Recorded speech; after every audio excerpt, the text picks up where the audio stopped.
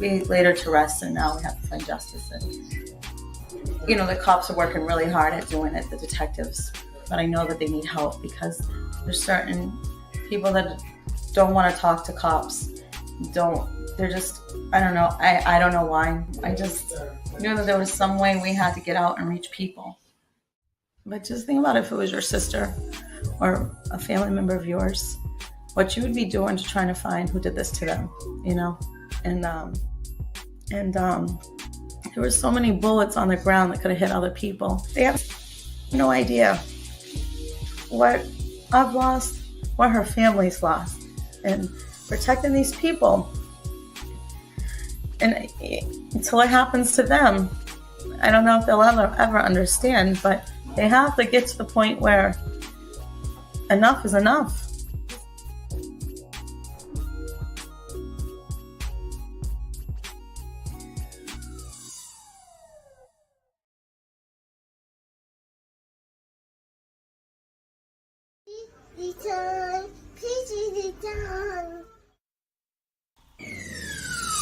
Let's talk about real life issues, love and relationships. Let's have a good time with the missus. Let's talk about celebrities. Let's talk about current events. Let's talk about things you don't see on regular TV. So join in on PGT time. PGT time. Tune in on PGT time. PGT time. Come join us on PGT time. PGT time. Join us on PGT time. PGT time. Yeah. In order for y'all to do what God is calling y'all to do, to take y'all platform for it to plateau and it can go to levels that you never seen, don't best believe it's gonna come with devils. You know what I'm saying? Every time I speak, I want to shiver. I don't want them to be like they know what I'm gonna say because it's polite. But I know if I keep talking about how dirty it is out here, somebody gonna clean it up. And I'm gonna keep talking and talking and talking and talking and talking and talking. That's what I'm gonna keep doing. Me and Jason and Poolie on the side. What's good, everybody? What's good, everybody in the city? What's good in the city, baby? Thank y'all so much for joining. That's Poolie. I know he just scared y'all for a second. I know he just scared y'all. He just said, what's up? Well, my microphone fell on me. The whole thing just fell. And I'm like, Poolie, I can't get it. So he came over here, fixed it while everything was going on. Again, thank you guys so much for joining us tonight on PGT time. Thank you. We have a special family here tonight. It's a crazy story. Sad. But that's what we're here for. Okay? That is what we are here for. To give families the chance, the opportunity. Y'all just saw that light kick in. Yeah, he back there fixing it all up for me. But we are here for the families to come on and tell their story, their loved one's story, on how they was murdered by gun violence, domestic violence, the prison system, or even by the police, okay? And you all know we do missing person cases just as well. So, and you all know I'm always up here on Wednesdays with Jason. Well, Jason can't be here tonight. It's okay. He can't be here tonight, but he will definitely be back next Wednesday. Don't worry, he ain't going nowhere, guys. He ain't going nowhere. He just has some business he had to take care of. For the team. Back for the team. But I love you all once again. Thanks for all the support, all the love. But let's go ahead and get started, okay? We are about to get started. I'm going to go ahead and bring up our guests. But before we bring up our guests, y'all know how we do. We still got to make sure we get this independent artist music in here, okay? So this particular song is by Deano, and it's called Mama Please Don't Cry, okay? Mama Please Don't Cry. So here we go.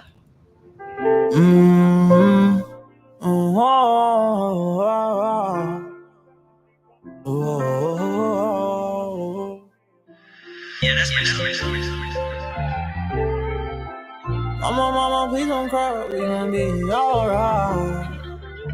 We gon' be alright. I told my mama we gon' be straight, please don't cry. Your son, he gon' make it, he ain't stopping till he shine. I been fall up on my ass, so the I will never die. I know that you don't feel my pain, but you can see it in my eyes. My only other mother flying high in the sky. She left this world too early, that made me die inside. I feel her all around me, so I know she by my side. I know that God got a new angel right by his side. My feelings locked up, I threw the key away. Just so you don't slam me up in my bag any day. I told my brothers we gon' be straight, we gon' be great. Beating all us, all these niggas do is fucking hate. I had to go a different route so I can make a way. Make sure my family straight, I had to find a way. But I gotta watch my back, I don't trust anyone. It be the closest one that's gon' look at the gun. And I know you don't know my pain, know my story. Know that I'm a sinner praying to the Lord about me. Can he keep my sanity? It may be the death of me. Deleting all my social, I don't need nothing distracting me. Always making songs, cause this shit be my therapy. I know I won't love, but it's something I don't need. Cause if it's time I give it out, I don't get back a thing. Mama, please don't cry, we gon' be alright. Staying up late, cause I can never waste no time. Writing all these lyrics, I've been putting in overtime. I'm stuck in the unknown, I've been trying to find a lie. When I'm up, y'all gon' notice my grind. Hitting my line, I remember those times. Sorry, not sorry, but I'm on a different time. Now I care about my heart and I care about my mind. They keep texting on my phone, asking how I'm feeling. I've been chillin' right for the stars and the ceiling. Investing all my money, I've been trying to get these riches. Hoping I can find my soul. Hoping you don't leave me alone.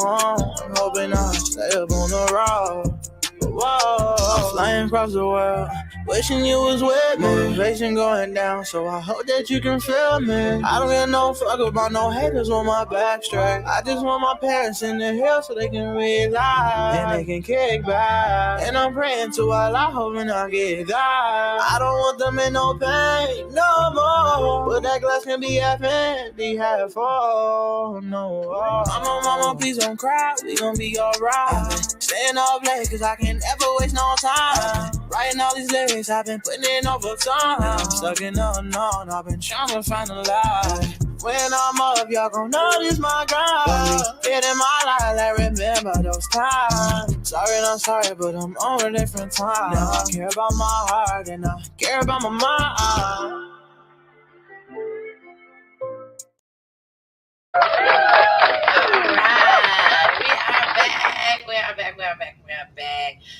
Shout out to Deano. Y'all can find him on all platforms just as well. Y'all know how I roll. You know we gotta make sure we play our independent artists, okay? So let's go ahead and start this show. We are going to bring up the family. We're gonna start with Miss Carol. Here she comes. Here she comes. Hi, Carol. How are you tonight? Hold on. We gotta hit the mute button. Okay, Can you hear me? Go. Yes, we can hear you now. I'm good. How are you? Thank you for having us. Oh, you're so welcome. You're so welcome. And thank you for coming and thank you for trusting me with Chantel's story just as well. Now, Absolutely. Tell us your relation to Chantel. Well, I was best friends with Shy. I actually met her in high school. My relationship with her was cut short, unfortunately. I only got to know her a couple months before she passed. But the relationship we had, it was really beautiful. And I really miss her. She was a good friend. Shy, I had a couple of classes with her in Brockton High. We had health class, gym, and English. And every single time we were always sitting next to each other and just talking every day. All right. What's one of your fondest memories of her? I would say that every time that I interacted with Shy, she was always a humble, nice, genuine, sweet person. She never made me feel just stand out from the crowd. Like she was just so nice to me and super welcoming. All Yeah. right. All right. Well, let's go ahead and bring up the next guest. Our next guest is Tiffany. Hi, Tiffany. How are you? I'm well. How are you guys?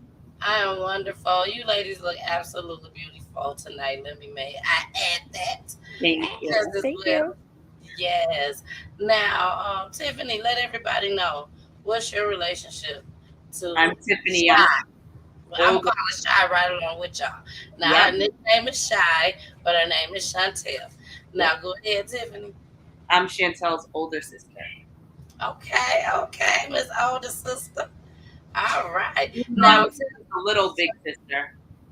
little big sister. Okay. Now, being that you grew up with Shy, tell us one of your fondest memories of Shy just as well. Um, well, there's a lot, but one big one is her first, well, my son's first Christmas with her, and how she was just like so excited to be an aunt. She was going to be that aunt. She just got her license, her permit, and she was going to bring them to the park, and she was going to do everything with her nieces and nephews. She was saving the kids for me because she wanted to travel and stuff. But yep, Okay. that was Okay. Okay. my biggest. Now, what's one of the biggest thing you miss about Shy? Um, Phew, everything, everything. That was literally my right hand. She was my younger sister, but we did everything together from nail appointments to watching all my brothers, dressing them up, playing school, house. It just Definitely. sucked that, it was taken away from us so soon. Like, I imagine what life would be like now. Her being able to drive, her being 30, would have been probably somewhere on a vacation on a yacht doing 30, dirty 30 things. But, Exactly. Exactly. So Shy would have been 30 years old. yep, February 24th this year, she would have been 30. 30 years old.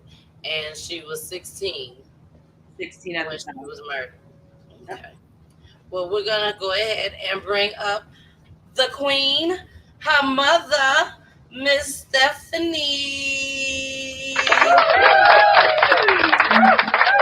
Hi, Thank Stephanie. you. How are you tonight?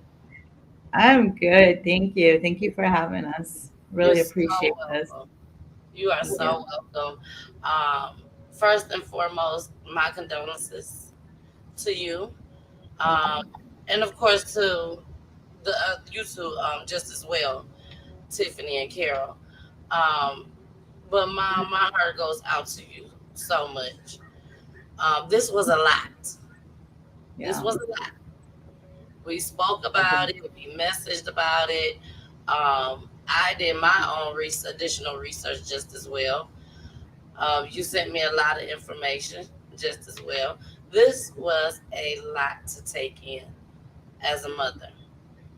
Um, Let everybody know a little bit about Chantel.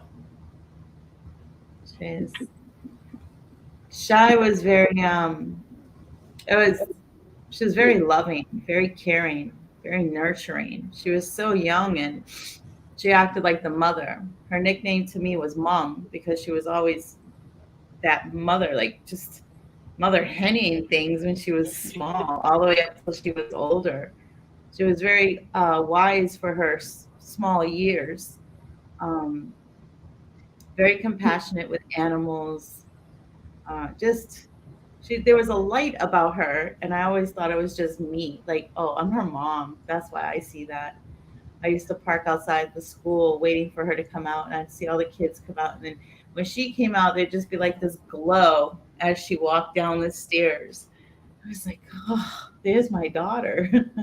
So she was just a happy person. She dealt with a lot, but she would keep things private to herself. A lot of things I didn't even know she was going through until later on when I found out.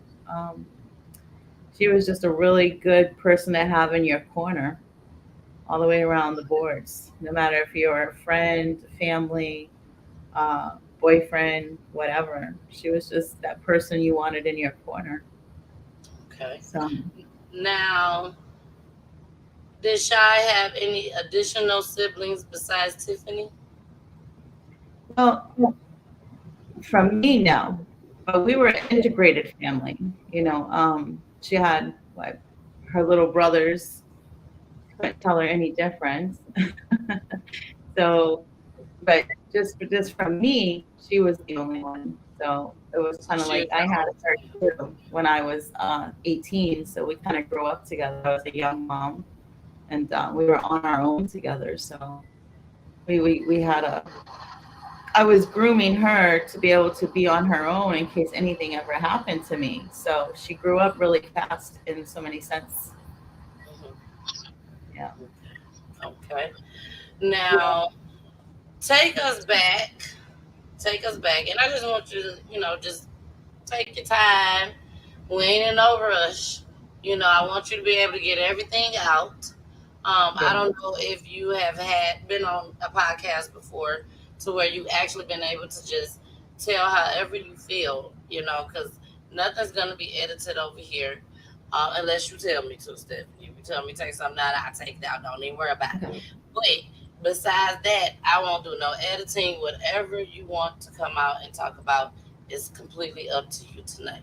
Okay? So let's get started. And we do have clips that we're going to play just as well. Okay?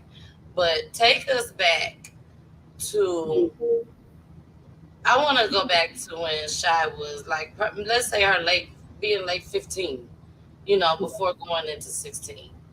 Okay. What type of person was she?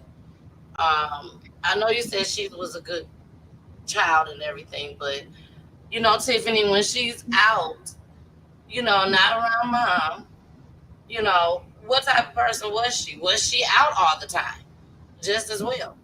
Because there's something that I know that everybody else don't know. So we're gonna talk about everything tonight. So tell us, go back to how she was around 15 years old. Well, I think around 15, she was in right before high school, and she was actually peer mediator. She was captain of our high school cheerleading team, cross country running, yeah, everything. She was all kinds of awards coming in and things like that. And then with that, she studied for her permit test. She studied that book for like a whole year before she took it because she was bound and determined to go in, take it when she turned 16, and come home with her permit. And she just studied. She was very determined at what she wanted. There was no stopping her. And yeah, at 15, she was just Your she typical. she she got her boyfriend. She got her boyfriend. Um, she But had she her. didn't go nowhere too often, right? No, I was not that I was a strict mom, but It's okay. It's yeah, okay. we were just kind of like We need more moms like you right about now. we had everything we needed there at the house. So but but when it came to like going to football games and out with friends, that was a no go. I fought with her constantly over that because once I discovered how serious, because I was pretty naive to the whole gang thing. I didn't realize, I'm old school, so I'm thinking, we had gangs growing up. We'd all get together, run around.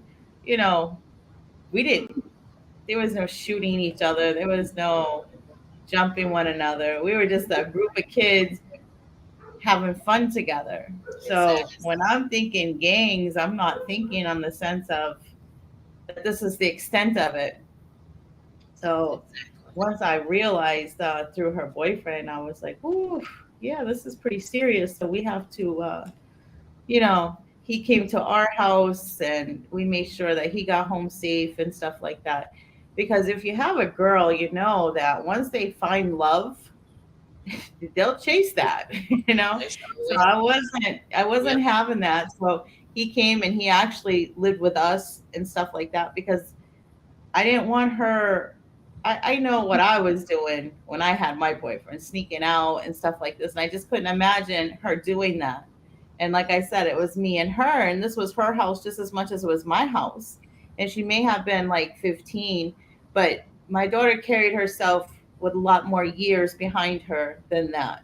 So it wasn't like a an age thing or inappropriate or anything of that. It was just it was her time. Like I would have already found her a little spot to go live on her own. A friend of mine had a house on a very quiet side of town, and I was redoing that for her.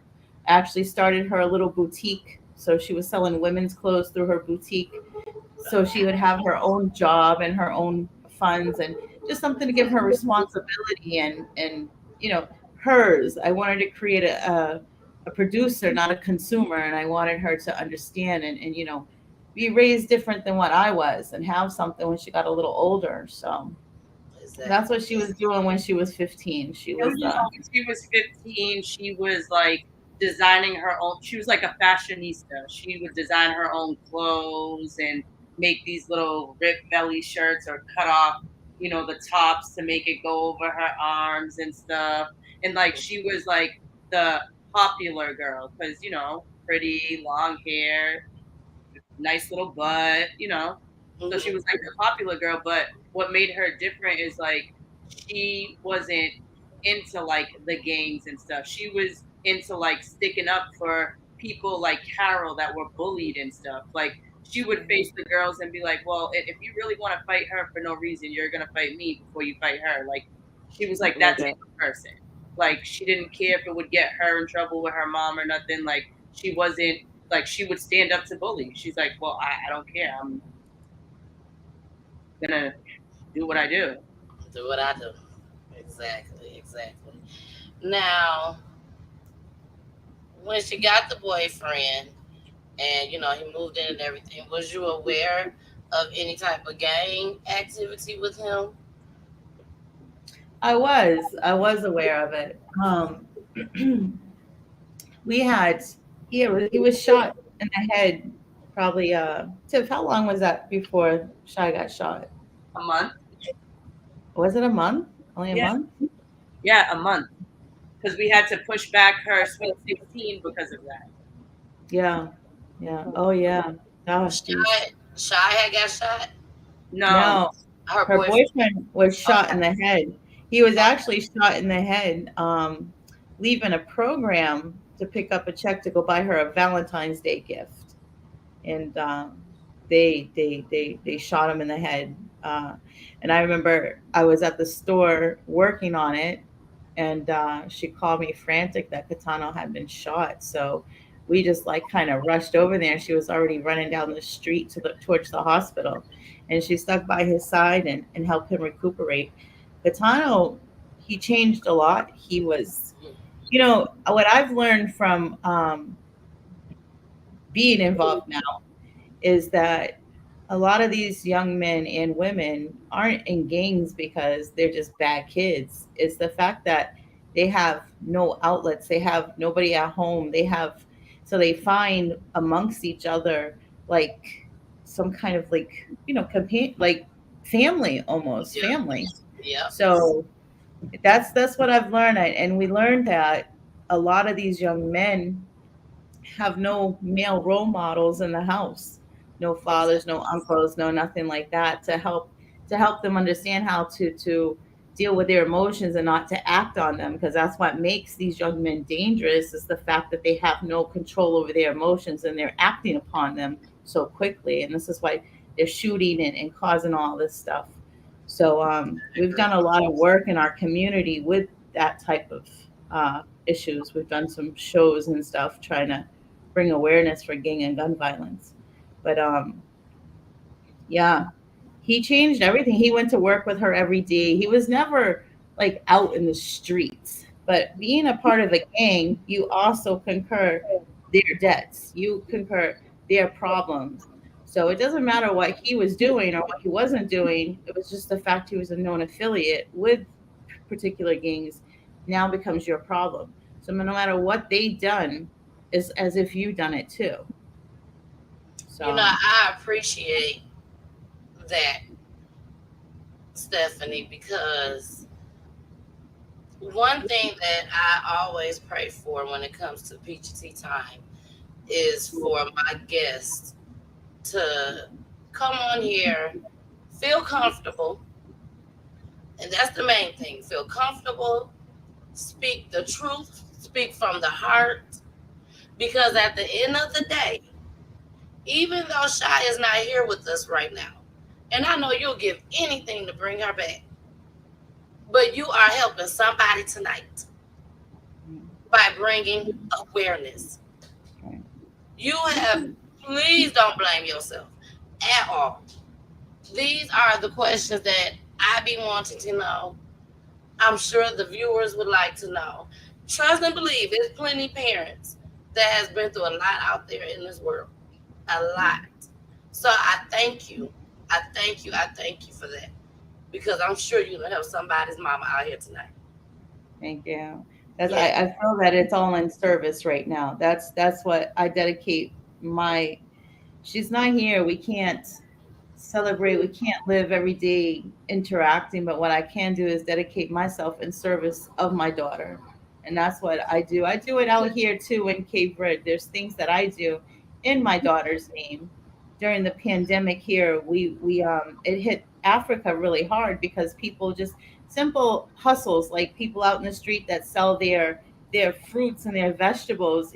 They may be earning $5 a day, but whenever they can't do that anymore, they can't buy the simple needs, simple rice, eggs, and things of that nature. So in Exactly. Shy's name, we took quite a bit of thousands of flats of eggs, big bags of rice and milk and all this other stuff, and we delivered it to a bunch of people out here, and that was all in her name too. So we What a we blessing. we just serve. We serve in her name.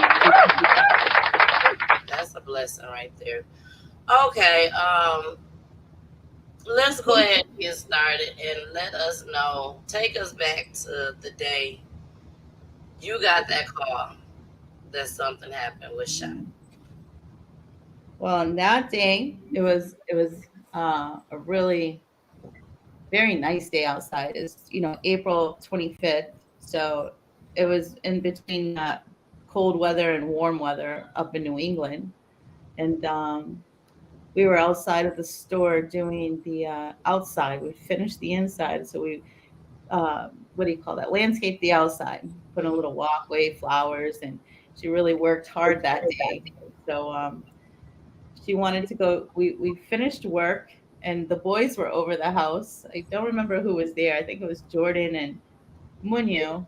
The little brothers were there waiting for Shy because every weekend we got that phone call like Thursday, Friday of the boys fighting over who was going to come stay the night with her. Like this was a you'd hear them fighting over, oh, no, give it to me. No, no, give it to me. Somebody run crying, and then somebody, hey, it's me. I'm coming.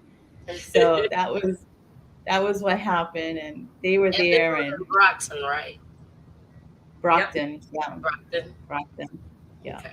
Brockton, Massachusetts, yeah. Okay. So we had left the store. We got home, and everybody was really tired. I know I was tired. So the kids at that time, I could manipulate them with like 50 cents to rub my feet for like an hour. So I had just laid down, and they were over there rubbing my feet. I'm like, oh. And my daughter came. She went to go get her nails done, and she came to my doorway and asked. She didn't ask me. I think it was. I don't remember who it was that asked me if Shy could go to the baby shower around the corner. Ariana, I think. Was it? Somebody was at the house with her, One of them. and I was just, I paused for a second because my first reaction was like, nope. But Mhm. me and her had been going through a lot of things. We had just it's pretty strange because in that couple weeks up to before this happened, we were really at each other's throat. We were constantly combating with one another. And I'm just like, what is going on? This is when I was like, oh, now she's coming into a woman. She needs her own place because now we're combating. This is what's happening. I'm thinking. But there was a lot of things that were said, and we worked out a lot of stuff. And now I know why that happened because, nothing goes undone when it's so I think that's why that was going on. But I was just playing back in my head, like, wow, my daughter really worked hard today. And I'm telling her, no, she can't go to a little baby shower. I'm like, this is right by my house. It's a baby shower. Stephanie, what's going to happen at a baby shower? Now, So who I, baby shower was this? Tiff, it was, It's my oldest son's uncle. Your oldest son's uncle. Yes. Girlfriend? Yeah, the uncle and the uncle's girlfriend. But it was Okay. the girlfriend's family's house, yes. Okay, the girlfriend's family house. Yeah. Okay, and Tiffany, you knew these people very well? Yeah. Okay, Mom, did you know the people very well? I know Tiff's, I knew them. Yeah. I mean, goodness, Okay. we've known Tiff's baby daddy since he's been a kid. Tiff been a kid chasing their asses around. Sorry. Oh no, it's explicit language over here. Okay. Explicit language and allegedly. This is your time to say whatever the hell you want to say. So, yeah. This is your time. We know their mom. We know it's family. Like that's our family too. I thought so, and that's really was one of the reasons why I was like, oh, it's like family. So what? Why would I be hesitant for this? So I was like, okay, and I think she was even shocked because I saw her face, like, really? Okay. So yeah, they it's right around the corner, like down the street, straight in front of my house. Take a right and another left, and you're like right there. So they And I hate to cut you off. But I have to say this. This is what breaks my heart the most, Stephanie. After you told me this entire story, this is what hurts the most because as a mom, myself, by you not letting her go a lot of places all the time, and then like you told me, finally I let her go, yeah. and this happens. So I know that plays back Oh in yeah. your head over and over and over again. Yeah. But I'm here to tell you, please, please, please, don't blame yourself for this. No. Do not blame yourself for this. Okay. Now the guilt can eat you I up. had to get that off Yeah. my chest. I had to get it off my chest. But No, go ahead. it is. Yeah. Guilt was a big part of that for many, many years until I kind of learned that we're predestined for our what our life is. And for me, my beliefs, my daughter came here, and that's why she was such a powerful soul at only 16 years old, because she was supposed to touch who she was supposed to touch and then go on her way. So we never leave before our job is done, I feel. So sometimes it's very young, sometimes we're older in life. And she was that girl at 16. But she's touched a lot of people. I've had a lot of people reach out to me about Shy and how this has changed them. And we don't even know some you never really know because a lot of people just keep it to themselves. But I know she touched who she was supposed to touch because I'm a different person today than I was then. I wasn't such a nice person. Blessed with two more children. I had my first daughter, 42, and then my son at 43. So Wow. it's a, you know, it is what it is. But so that day she went and I was just sitting there getting my feet rubbed, child labor, and I got a phone call from, it was about, I think, 11, 10:30. And I'm always calling my daughter. She'll be in the other room and I'm calling her, like, turn the light off. So I'm always on the phone with her. And I got a phone call from her telling me that she was leaving the baby shower. And I asked her, I was like, if she wanted my boyfriend to come pick her up. And she's like, no, Mom, it's a nice night. I want to walk. So I'm like, okay, we can walk. And what time was it around this time? About 10:30, I think it was. Or it could have been a little later, 10:45. Okay. I don't really know. And then I just put the phone down and laid back, relaxing, and the phone rang again. It was Shy's phone. So I picked it up and it was her boyfriend saying that Shy had been shot. And I wasn't computing what he was saying to me. And I'm like, what is going on? I don't know. I just jumped up and I was frantic telling my boyfriend, oh my God, we got to go. Shy's been shot. And he's like, calm down, calm down. You don't know what it is. Just calm down.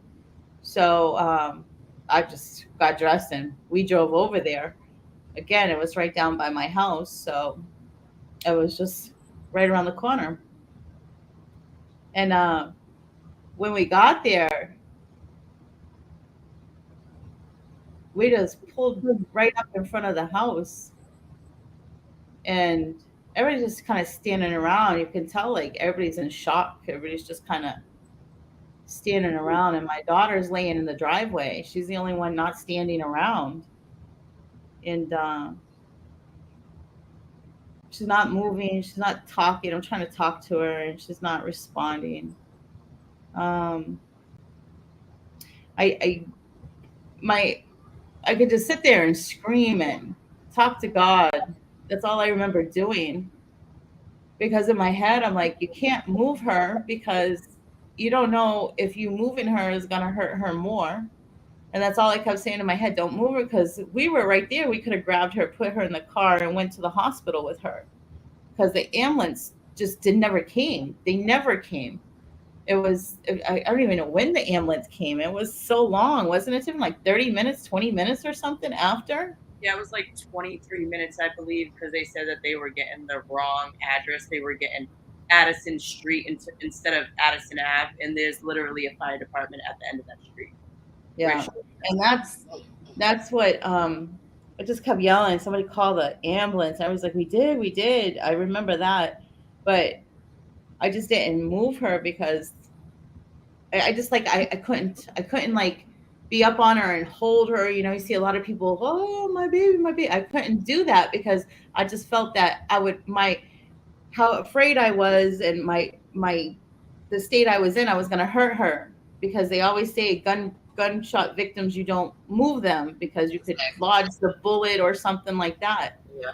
So I fought myself not to grab her and take her and stuff like that. So finally there was some firefighters down the street on some other call, and they called them over, and they started trying to resuscitate her. And I don't remember what happened after that. Like, I don't know. I know I seen the firefighters come, and then it's like the only other thing I remember, I don't even know how we got to the hospital, but I remember just being in the hospital, and we were in some room they put us in, and they came in and told us that Chantel did not make it, and that I could go back and see her.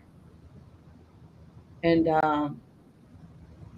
I know everybody was there at that time. I think I can't really remember, because your body goes into complete shock, but you have to go into shock in order to survive such a thing, because feeling that raw pain of something like that, you die instantly of a heart attack. It'd be overwhelming for your body. So I went back, and it didn't seem real, seeing my daughter laying on a table with tubes and all this other stuff coming out of her. And I couldn't see any bullet entrance. I didn't see it on her cheek when they said she got shot in the cheek and the bullet went to her brain. I didn't see any like wounds. So it just didn't seem real to me.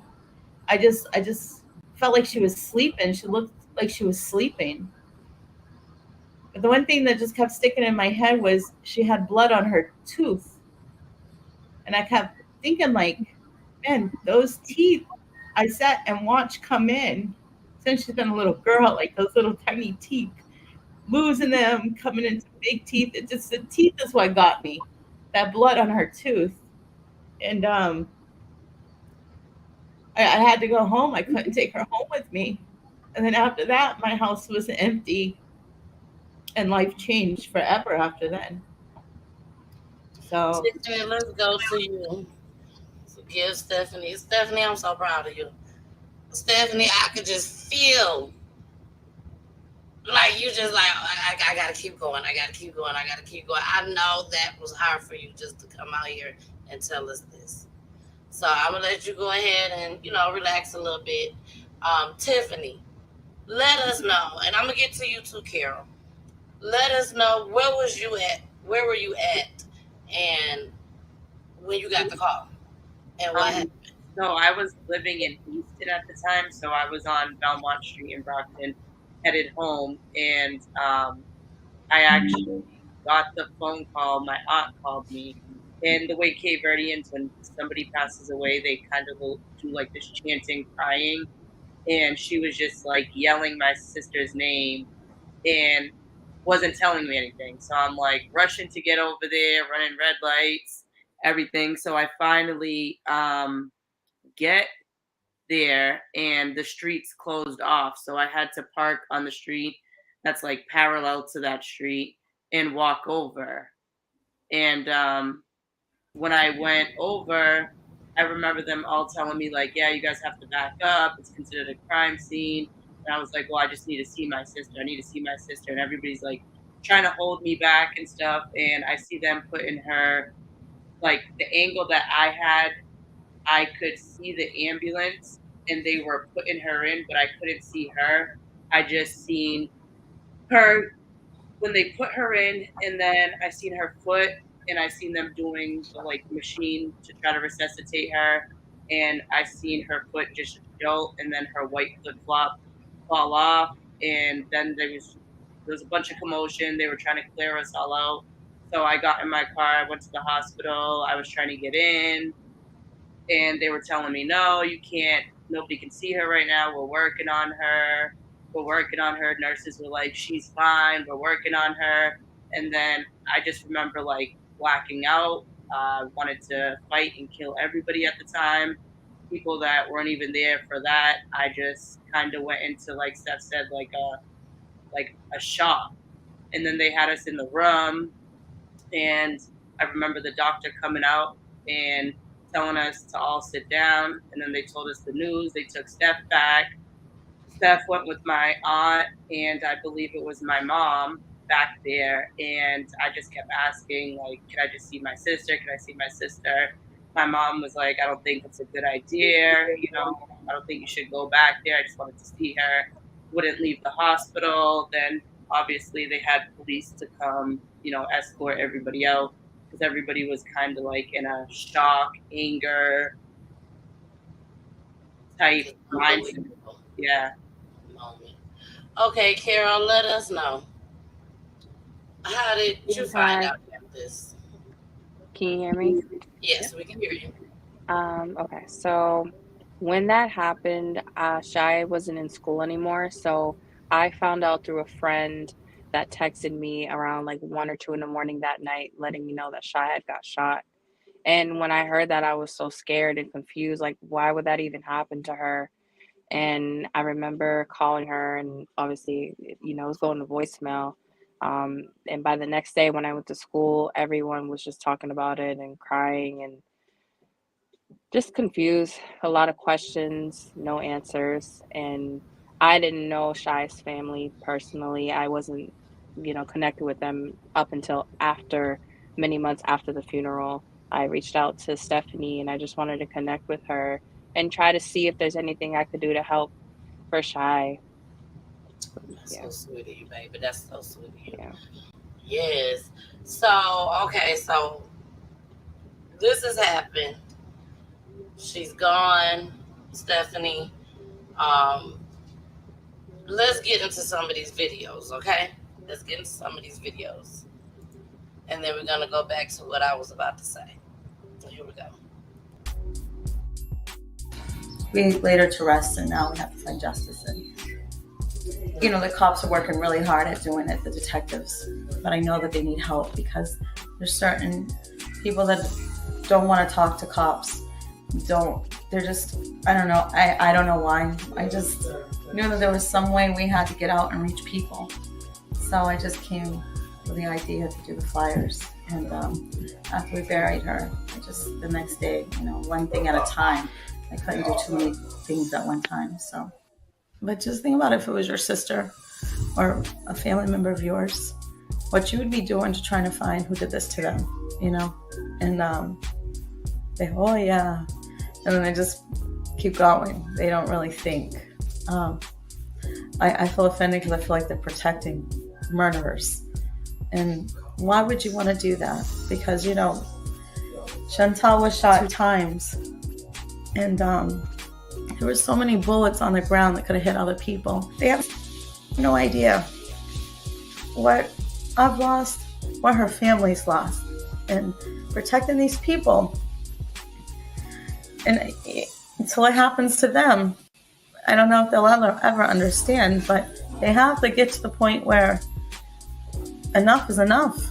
This is Brockton. This isn't a north side. There's no south side, you know? This is just one city. And if you can't help bring a 16-year-old girl's murderer, and when you were all there and seen what happened, to justice, then what are we're doomed. There's no help for the city. There's no help for anything, you know? It's crazy.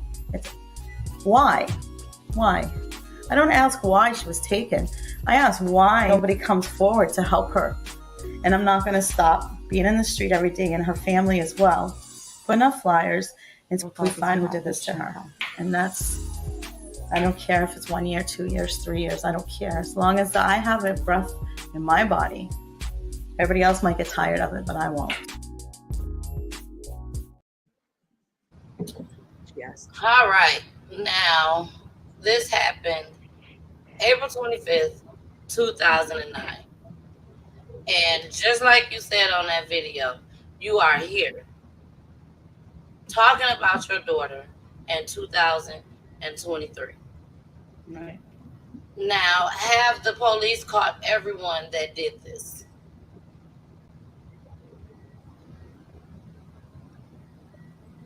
Stephanie? Yeah, that's a really great question. Can you hear me? Yes, now I can. That's a really good question. Hi, sister. Because thanks for joining us. in that video, we were putting up flyers. We were putting up flyers looking for information. And on those flyers, it wasn't no police station number. It was my phone number on the flyers. Because there came a point in time, you know, I was saying that people were protecting the murderers. I was very wrong. It was the police protecting murderers, okay? I'm just going to be frank and honest. I don't know what they gave them in return, but yeah, police were protecting 2 murderers. There was 3 shooters that night. It all came out. 3 shooters. One of them, from that flyer that you've seen there, the young man that actually turned him in, he was a key witness. There was a lot of witnesses in the case. But this one particular individual, he kept telling people, he was bragging about what he did. He was bragging to people that she was a bonus, that it was supposed to be Katano that he shot, but I'm going to quote, that bitch was a bonus. That's what everybody kept saying he would say. And then finally, they just got enough evidence up against him because he talked, and the streets talked too. So a lot of evidence came out about what he said he did. So we had a trial. It was a 6-day trial, I believe. And there was tons of witnesses. I don't even remember how many witnesses there were. But he was finally convicted of first-degree murder, to go to jail for life, no chance of parole. The other 2 shooters have never yet been brought to justice. And we've had paperwork that's fallen into our hands after the fact of them actually having confidential informers telling them exactly who the other 2 shooters were. And nothing has ever been done. We questioned the DA about it, and they're like, "Oh no, we're not thinking about using his testimony or this or that." a lot of his own people turned on him. But unfortunately, as they were out waiting for trial of my daughter's case, they committed other crimes. One of them murdered another kid in the city, so they couldn't use his testimony. Um, so we did catch one, the one that was, bragging about it, but the other two are still at large. But we know who they are. We know who they are. We know their names. We know the whole scenario. We didn't know then. We didn't know. So we were But you very all shocked. found out now, who they Yeah. are. Now, are Yeah. you still living in the same home, in the same area at the time that this happened? No, no. I took my two children. I came out to Cabo Verde, Africa. So we kind of left the States for a little bit just to kind of let them have a chance of growing up, and because Brockton's a little crazy. So I'm not. I don't want no problems. I don't feel safe with my children in the city. Listen, We're very small. It's a very small city. And now when you have two other shooters that know you and they know it kind of makes things a little bit even more difficult. So and then you have a DA that's not willing to do their job. It is even more difficult because there's nowhere you can turn for help. You can't go to your city like you should for help because they're not going to do anything about it. They made it bluntly clear that there's nothing that they can do. That this is basically the shut of the case. But since he was convicted, he applied for, yeah. Tiff, you could probably go into this better. I don't know the legalities, the legal terms. yeah. Tiff can tell you what happened. Go ahead, Tiffany. So basically, he applied for his case just to be appeal. He took it to the appeals court. They were denying him. Then he finally won the appeal. I want to say 2018, 19. He won his appeal. 2019. I think it was 2019, yeah. So he won his appeal off a state trooper's statement. So with that being said, they told Steph throughout the whole process, yeah, we're basically not going to make any decision until we run it by you guys, the family. If you guys want us to basically take it to the hoop, we'll take it to the hoop. If not, whatever you guys want, we will do. We stand by, whatever. At first, they said, we know that we can get another first degree conviction. They were all for it. As the months became months, then years trickled on, it's getting closer. They said basically, I want to say it was days before we was assuming was a pre-trial hearing we were going to have. They called Stephanie in, told her to go into the DA's office, and basically broke down to her and said, well, witnesses have dissipated off the face of earth. The evidence that we have, we can't use that same evidence. We have to get all new evidence. One of the main witnesses now has a brain injury, so he's not confident enough to stand trial.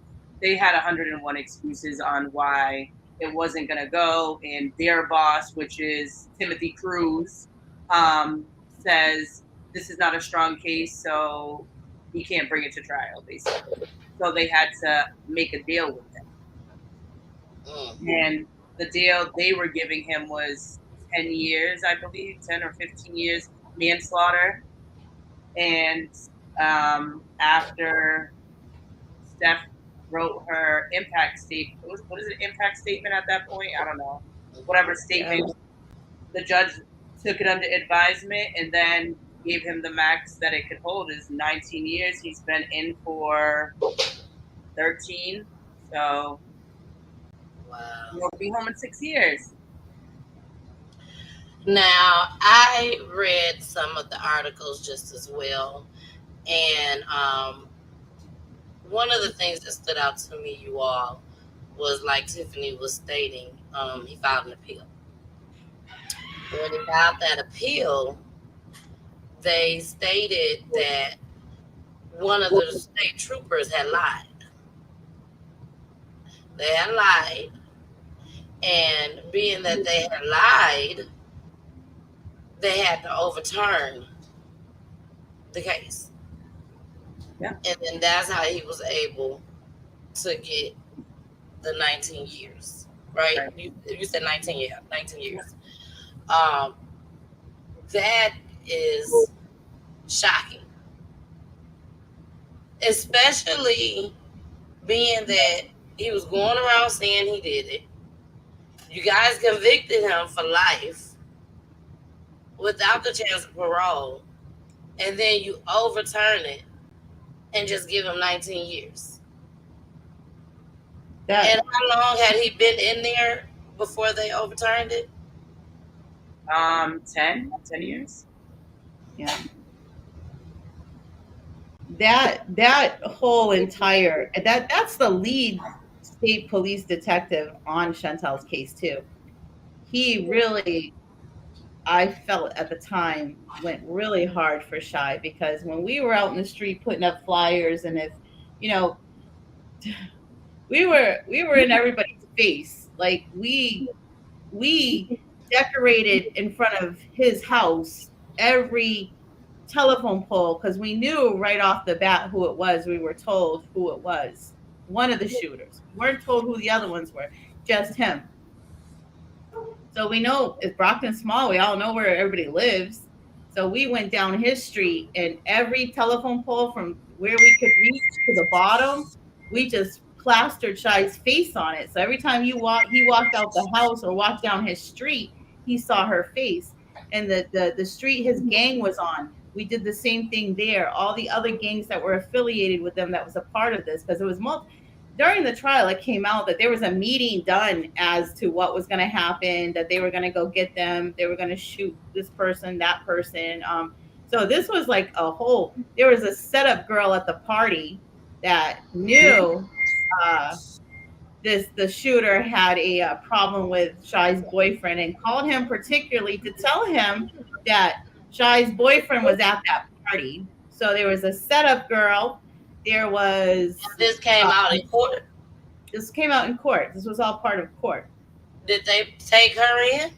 No, you would think so, right? No, Yeah. no charges brought on to her. Now you got to remember, our city here is ridden with gang violence, okay, and young gang violence too. At that, like young kids. So they had an opportunity with my daughter's case to change a lot of things in our city, because they could have RICO act all those kids that were part of that meeting that this kid testified against, right?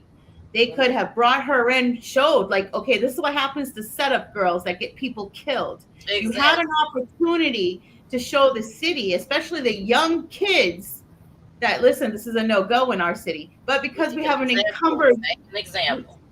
This DA that's in our city now, he's encumbered. He's been there for, oh my goodness, 18 years, 16 years, something like that. And all he does during this, when they called me in to tell me that that they were going to take a deal for manslaughter, I kind of lost it with them. I'm saying, it's because of your dirty backroom dealings, because we've had people look into Shy's case. There's this thing called Westlaw. And Westlaw, they have like everything on any case, like any kind of activity, any kind of reports, everything is on there. And the lady, and it's very hard. You have to be part of a law firm or some way to access it. And you got to know how to access it. It's very complicated. So she told us that they've been flipping people on my daughter's case from day one. Like there's like 152 something cases connected to hers. That this kid in jail was doing flips on other people and all this other stuff. So we feel that basically what had happened, it was time for them to live up to their end of the bargain. So this is why he got slapped on the wrist. And what they were trying to do, they were trying to give him a very good deal, because in the beginning, luckily, we got a judge, and this was the lead judge of all the judges in Brockton, and he's very familiar with the case. He's seen what their deal was, and it was like 4 more years and he would have been out or something like that, the first amount of time they wanted to give him on the manslaughter. And he's like, yeah, I don't feel comfortable with this. So he was like refusing the DA's deal with the attorney, basically. He's like, yeah, we got to hear from the family. We can't, And then that's when he was able during because there was nothing we could do. They said there's nothing you can do. You can oppose us. You can do this. You can do that. There's the deal's done, and that's it. But the whole time telling me, listen, we got your back. We're right here with you. We would never make a deal without your consent. We wouldn't do anything like that. Well, they lied. They lied. Wow. They've been lying the whole time because in this paperwork that dropped on one of their CIs, they knew I think about a year before our trial started, the whole story of all the shooters, everything, the drivers. And when the state police lied, what he lied upon was making a piece of who picked up who try to fit when he knew it was like protecting the other killers. You understand? And that's what this lie came from. Because he didn't want to say, because he was trying to make it that somebody came there to where it happened and picked him up and everybody else just ran off. And it was illogical. It's the one piece that never made sense. And even the guy's like, nah, it didn't happen that way. But he's still trying to make it fit. So we lost that. We lost Chantel's whole entire justice. There's no justice, but this justice over this the lead detective in her case and the DA making dirty deals. They can say no, we don't do it, but we know that's not true because we know people they've made deals with. They recycle criminals. That's what they do. They recycle criminals, and what these criminals do is that they like to give information on drug dealers. That's what they want. They want drug dealers because see, this DA, Brockton's minority, okay, but Brockton's very small part of Plymouth County. Plymouth County has a lot of rich neighborhoods, rich towns, and this is where he gets his votes from, right? So it's not about the Brockton voters that are putting him in office over and over. It's about all those little small white towns out there that are voting for this guy because their kids are on drugs. And oh, he's coming in our city fighting the drugs, and he's willing to do that at all costs. So really what he did, he messed up on his fiducial duty, right? Because he gained from doing this dirty dealing, and that's illegal. That's him not doing his job, basically. So he's put us in Brockton harm because he's looking for his voters. That's what he's doing.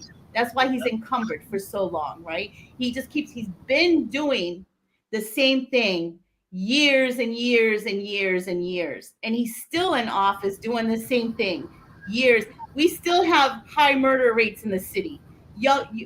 Brockton High School, kids are getting stabbed outside Brockton High School. I had to remove my daughter. This started in Brockton High School when she got threatened by gang violence, talking about they were going to shoot her. They said that she called me from school like, Mom, you got to come get me. And when I got there, she told me like, oh, I was threatened they were going to shoot and kill me. I was like, what? So I come, I get there, and there's no police. There's no nothing. I'm like, oh, I'm done. I withdrew her. I put her into a because you got to have your kids in school because that's illegal. You'll go to jail, truancy, all this other stuff. So they had a private night school in Stoughton that I put her in until we could get her into something more, a better place to be. But she got accepted to a gateway to college program they had at the time where she would be able to finish her high school and get her college degree at the same time. So she got involved in that. But it all started in that high school. The high school there goes through its own problems. There's so much racism in the school. Once a kid gets, oh, that's a bad kid, then they just get flushed down the toilet. They don't care anything. They get put in these alternative schools. They seek the kids to do it to. And I've seen them do it. They try to do it to my daughter. And I'm like, no. She was jumped by like 5 girls, and then they suspend her because she fought back. I'm like, you're suspending my daughter because she defended herself? And they're like, oh, she gets in one more fight, she's going to go to the alternative school. So you see how, now we're talking a girl that just came from captain of her cheerleading team, peer mediator, all through every year of her school, to she's a bad kid. She got to go to an alternative school. She got to do this. She got to do really. Maybe it's not. Obviously, you see what the problem is, and I know it wasn't my daughter that was the problem. Exactly. And so let's get into another clip. Here we go. We laid her to rest, and now we have to find justice. And the cops are working really hard at doing it. The detectives. Right over, walking towards this way and heading this way, they were just shooting.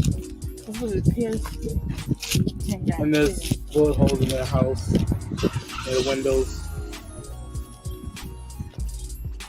Right here, wherever the chalk lining is, right over here, if you look over here. All these circles are where shells are found. You can tell right along this area. Guys are around this car.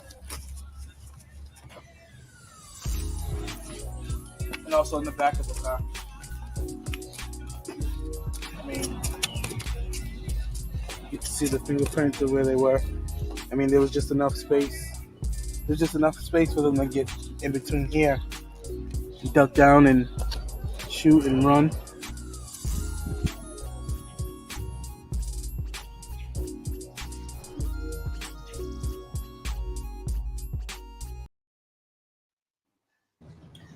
All right. Stephanie, how does it feel right now seeing that video? it actually, when I seen that, it made me remind me of a firefighter about a year after Shai was killed. He had I don't even know how he got my contact, but he contacted me and wanted to know if I could go meet him right around the corner from my house. So I was like, okay. And he was telling me I had my daughter's necklace. She wore a necklace with her name on it, Shai Forever, since she's been a little girl, and I had that on me. And he kept looking at my necklace, and he started crying. And he told me that this was one of the most violent things he's ever seen in his career as a firefighter. And he had been a firefighter for a very long time. And he actually was a recovering alcoholic. And this made him start drinking again. So it just made me so sad that happened to him. And he was just trying to do his job. But the scene with the bullets everywhere, it was violent. It was there was gun casings everywhere. And for me, just thinking about what my daughter seen before is scary. Like, I know she was afraid. And plus, you was trying to shield her from that, from these things happening. You see what I'm saying? Like, you was trying to shield her by, not really letting her go out places and everything. No. So I can this was truly, truly heartbreaking to me. It really was. Now, a lot of people probably wonder, how did I find out about this story?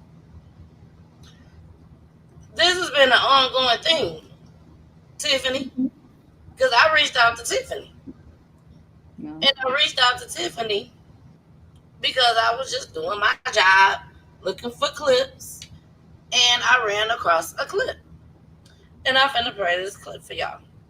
Here we go. Local family just outraged and calling for action after the grave of a murdered 16-year-old was defaced, as you see here, with pink paint. This is in Brockton, and her family says she did not deserve this. Yeah, there are no leads in this right now. However, as WBZ's Mike Sullivan tells us, the family is determined to make sure this doesn't happen again. A wound never heals if it never gets a chance to. Emotion-wise, I feel like I've cried all my tears. Tiffany Andre lost her sister Chantel 14 years ago. She was gunned down while walking home from a baby shower in Brockton. The last image I did have of her is them putting her in the back of the ambulance. When she spotted her foot twitch. Right there in me, something told me, like, this is it. More than a decade later, the tears continue to roll down her cheek. It was almost like we're reliving this thing all over again. This week, vandals covered her grave in pink paint. It was like someone took a gallon of paint and just spilt it here. I don't think you can just walk into Home Depot and buy a pink paint. Chantel's mother, Stephanie, lives overseas now. What she doesn't know is this isn't the first time the grave has been vandalized. I didn't tell her about everything that I found here, from human urine, human poop. The emotional cut is constantly reopened, even after Darian Ware was originally convicted of Chantel's murder. He actually got his case overturned due to state trooper statements. They gave him manslaughter. From a first-degree murder charge to manslaughter.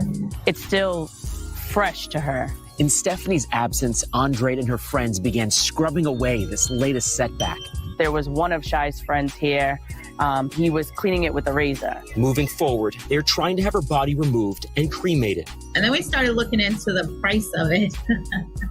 And I can't believe it's so much money. Since then, they've been attempting to raise the money online.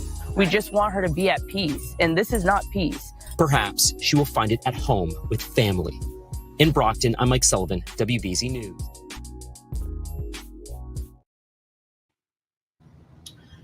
Okay, so this is how I found this family, because I saw that news broadcast. Do you all have any idea how this could have happened? Let's start with Tiffany. No.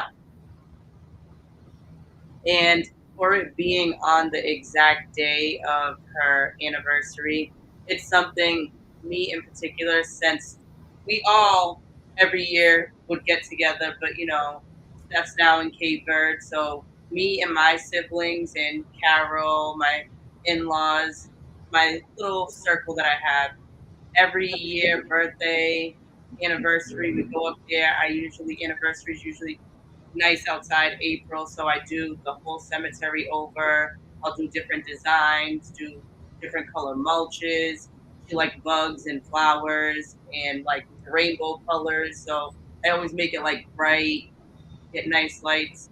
And this year it was just different because I got a phone call. I usually go up there first thing in the morning. This year something told me, just wait till later on, it cools down. It was wicked nice outside, probably like 80 degrees.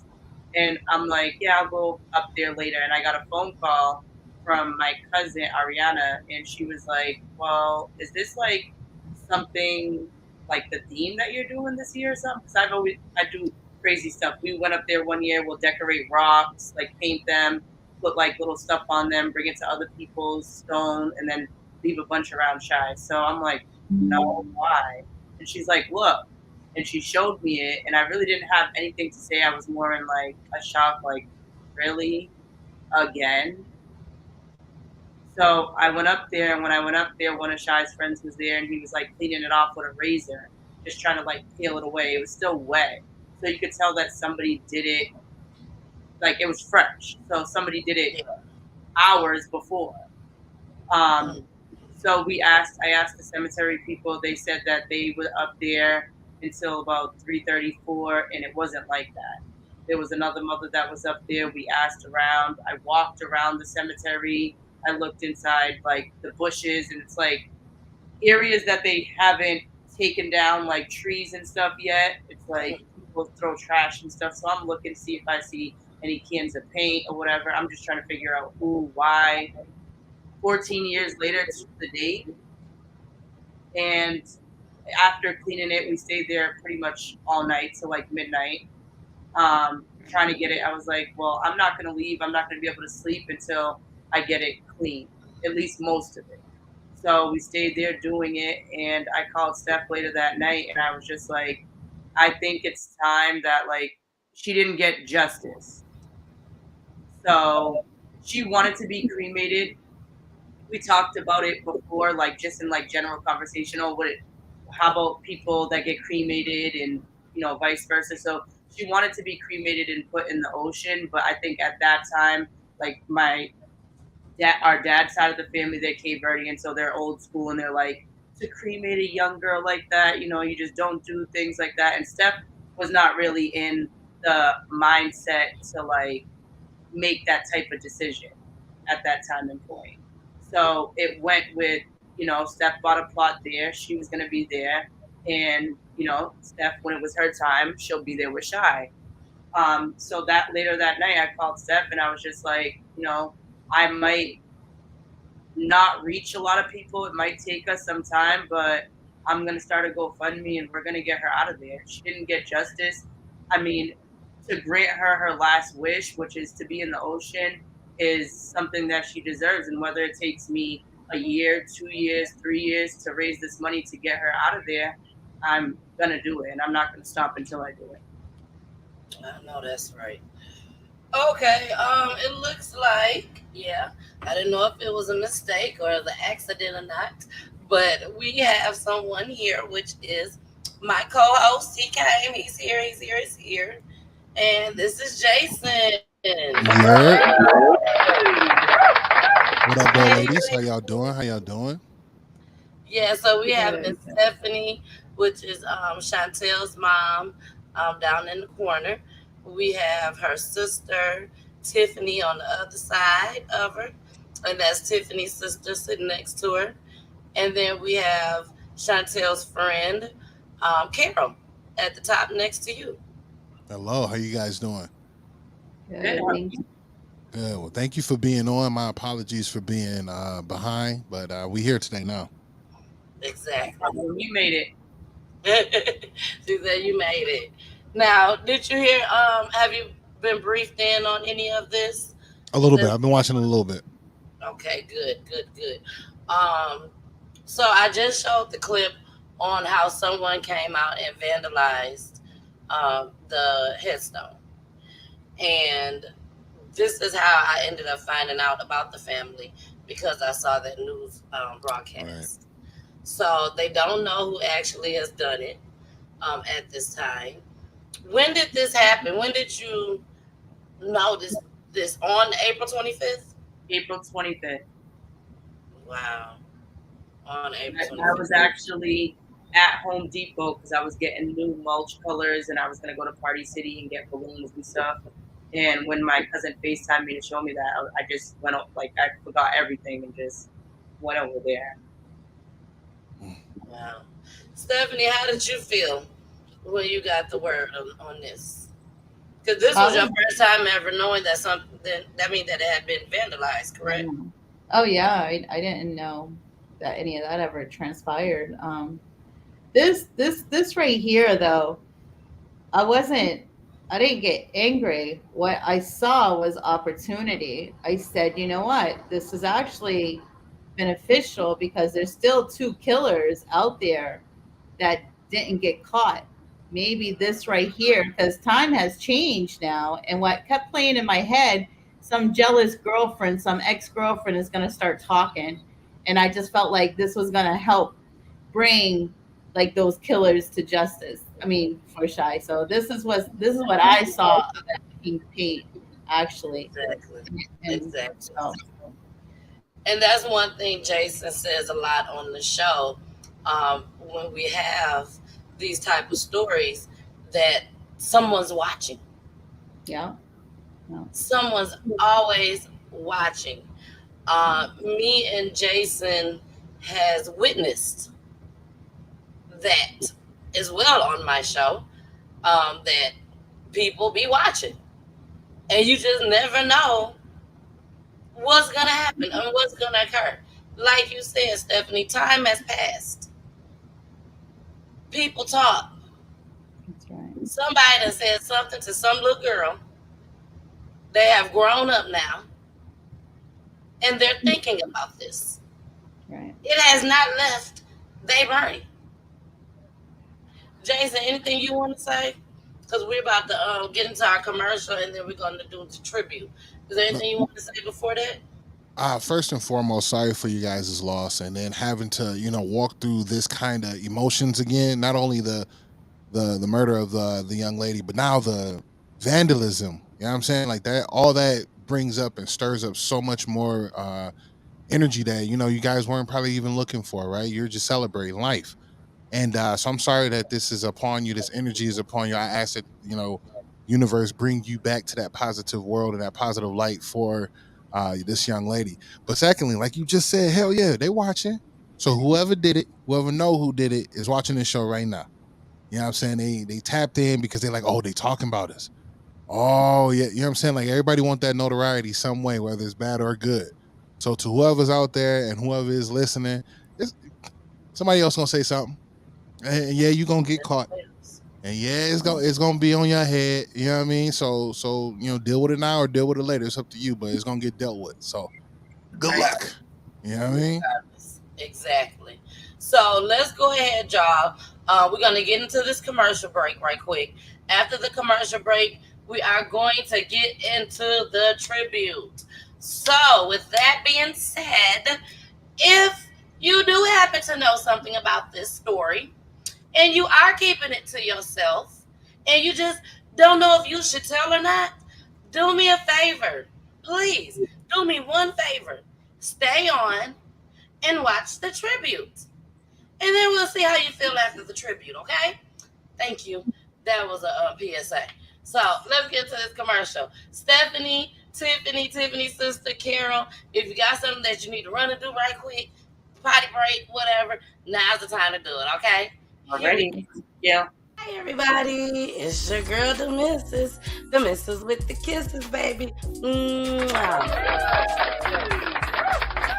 Thank you all so much for watching Peachy Tea Time. All the editions, it's a few of them. It's four editions. So thank y'all so much for rocking with me every Monday, Wednesday, Friday, and Saturday. So I must say that first.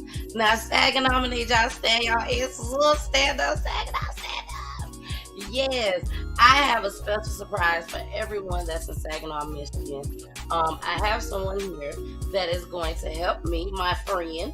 She's going to help me give this wonderful surprise out to each and everybody there in Saginaw. So let me go ahead and bring her up so we get to going, baby. Miss Fashanta.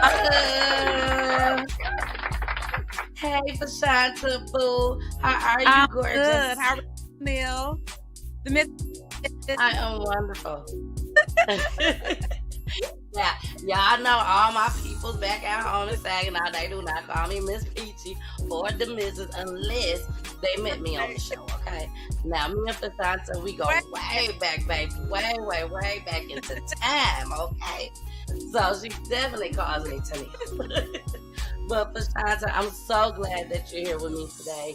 I have a special surprise. And I just thank you so much for being here and helping me tell this surprise to everyone in Saginaw, Michigan.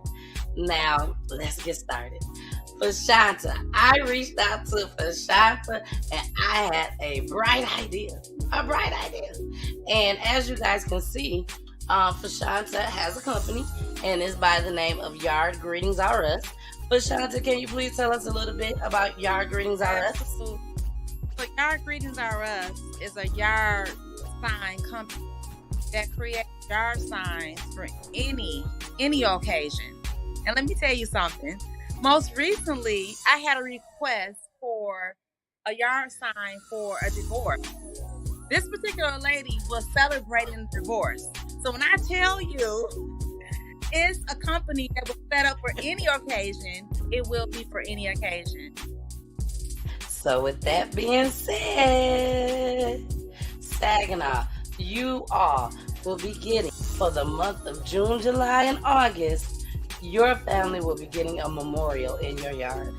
I love you all so much. Hey, y'all. It's your girl, the missus with the kisses, baby. Mwah. Thank y'all so much for joining me and Jason tonight. Thank you.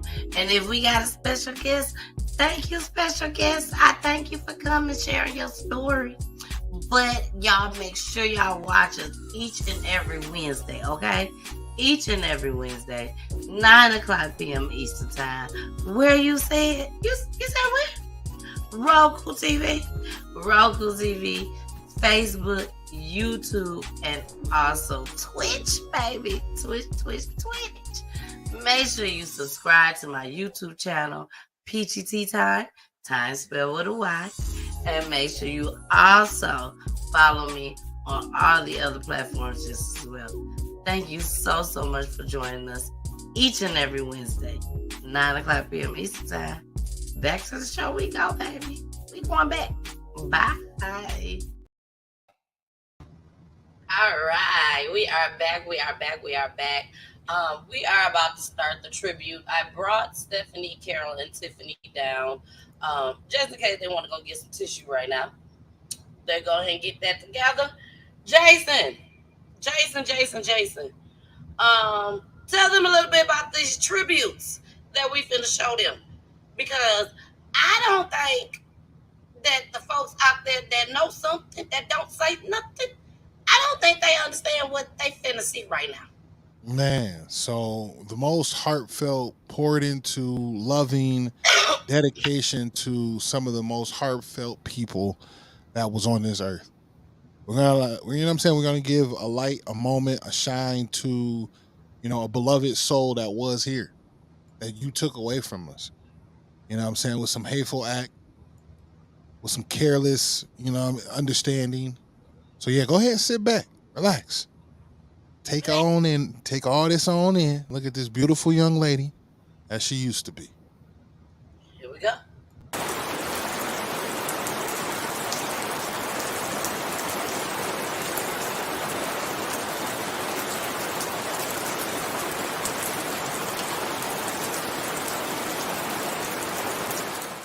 All I hear is raindrops falling from a rooftop. Oh, baby, tell me why'd you have to go? 'Cause this pain I feel it won't go away. And today I'm officially missing you. I thought that from this heartache I could escape. Might have run it long enough to know there ain't no way. And today I'm officially missing you. Ooh, can nobody do me like you? I said every little thing you do. Hey baby, say it stays on my mind. And officially, it's official. Ooh, you know that I'm missing you, yeah. All I hear is raindrops. Ooh, yeah. And I'm officially missing you. A long time without her, but for one day she hasn't been gone. So we'll just let every other person out and say a prayer that, we all get to see another year together. All right. That was for you and your family, Miss Stephanie. I will be emailing. You're so welcome. I will be emailing you this video so that you can keep for yourself. You can do whatever you want to do with it. If you would like to post it, do that. Send it to your family, your friends. Do that just as well. Okay? You're so welcome, Tiffany. And Tiffany, thank you.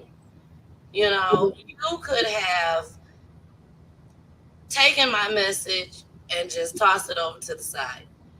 But instead, you took it a step further and contacted her mother. And you guys decided to do something that was bigger than you all. You know what I'm saying? Because when you bring an awareness like this is hard. This is very, very, very hard to do. So, Tiffany, thank you so much for trusting me. Stephanie, thank you for trusting me. And Carol, thank you for trusting me. But most importantly, Stephanie, thank you for trusting me with your daughter's story, because you don't know me and you didn't have to trust me. So I thank you so much. I really, really do. We appreciate you. Thank you. Very much. You're so welcome. Now, Tiffany, is there anything else that you would like to say in closing tonight? No, just thank you. I mean, I hope this reaches everybody, good and bad. And like I said, I'm just gonna continue, whether this takes me 3, 5, 10 years. I am her voice, so I'm gonna continue until I have a voice in me to keep on doing this, and nothing's gonna stop me. Amen. And Carol, is there anything you want to say in closing tonight? I just want to say thank you for sharing your platform with us. You know, it really means a lot. Thank you. You're so welcome. And Stephanie, I always let my guests close out the show. Okay. So before we get to you, because I have something that I want you to talk about to everybody that's watching. Jason, is there anything you want to say in closing tonight? I Oh, thank man. you, Jason. I thank you so much for coming Absolutely. up here.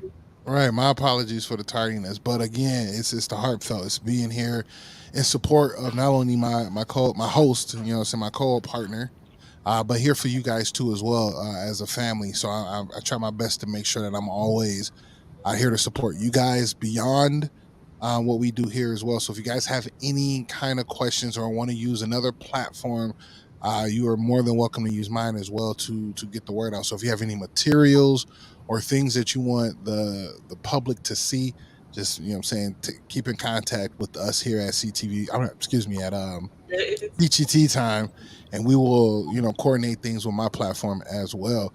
But no, man, like you people out there, you see me looking at you. You know how you burning right now, like man, this man talking right to me in my face, man. I don't know what I'm gonna do, but that yeah, we got you, we in sight now. So go ahead and do what you got to do. You know what I'm saying? Speak up. Don't hold it in no more, because it's time for this family to come to closure. And then all the ones that did that vandalism crap, y'all on my bad side. So again, You're anybody my out there bad that's side too. right, anybody that's out there that's willing to help and bring closure to this family and for this family, this is your time to do so. There's also a GoFundMe that you can go and utilize to help this family, you know what I'm saying, go through that process, because it's not an inexpensive process. So again, tap in with us and be a part of the community, people. Exactly. We have the GoFundMe up just as well.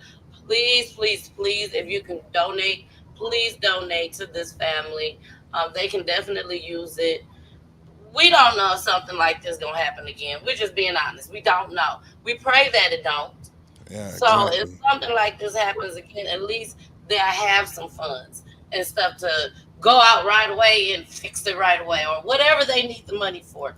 Please, please, please go ahead and donate. Okay, so we're gonna leave it up for the rest of the show, and I'm going to pull everyone down, including myself, except for Stephanie. Let me pull everybody down. Now, I know y'all can still hear me as I'm pulling y'all down. I want y'all to please stay on for at least about 3 minutes after the show, after I end the broadcast, just because I want to say a couple of things to you all. Now, Stephanie, again, sweetheart, my heart goes out to you. This is one of those stories that I know I will never, ever forget. I will always remember this story. What I want you to do tonight, in closing of the show, I would like for you to talk to the two remaining people that's out there still walking. If they are listening right now, if they bad asses is listening right now, I want to know, and everyone and them want to know, what would you have to say to them? Okay. I would know when you're done. I would definitely know when you're done, and then we're gonna go ahead and end the show. All right. Here we go.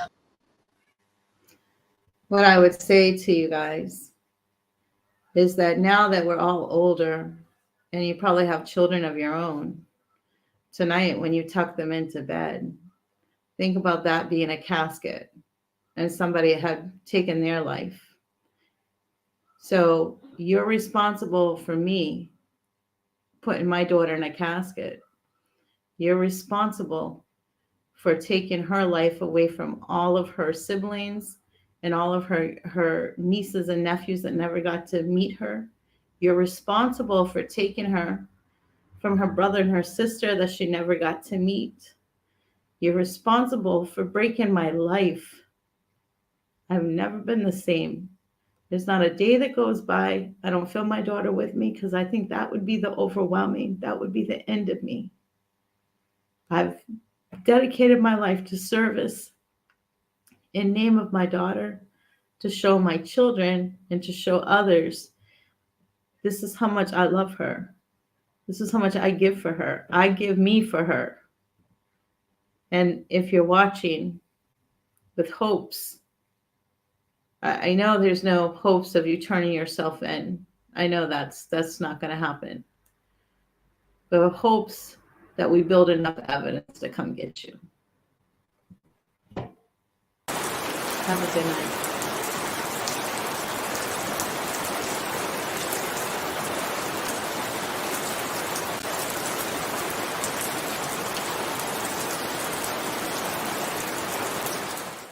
All I hear is raindrops falling from a rooftop.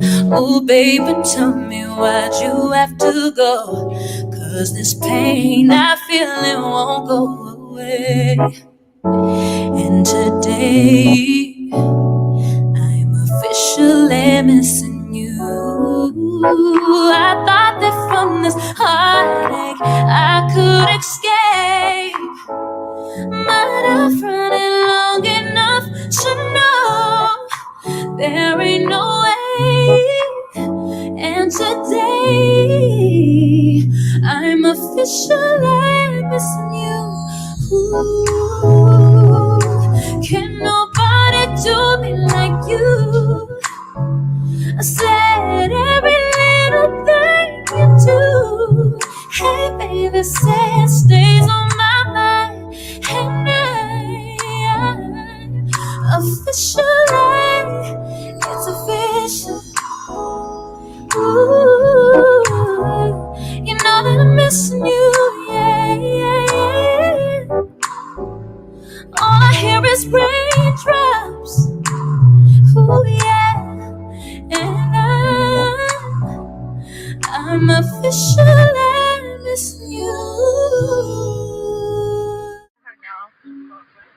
A long time without her, but for one day she hasn't been gone. So we'll just let every other balloon off and say a prayer that, we all get to see another year together.